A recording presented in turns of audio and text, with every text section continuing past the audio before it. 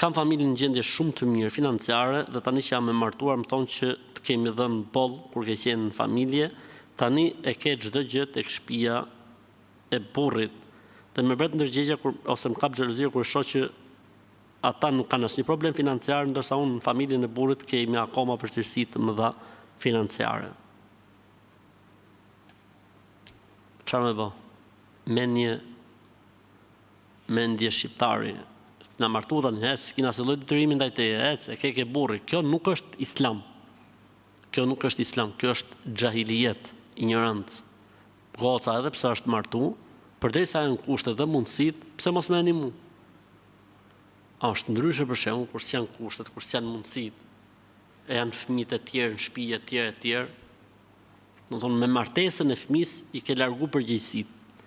Por kjo nuk do të thotë që fëmia të vuj e prindit i thotë gjë se i ke burrit gjitha. Po nuk i ka pra gjitha, se po ti kishte nuk kërkojte tek ju.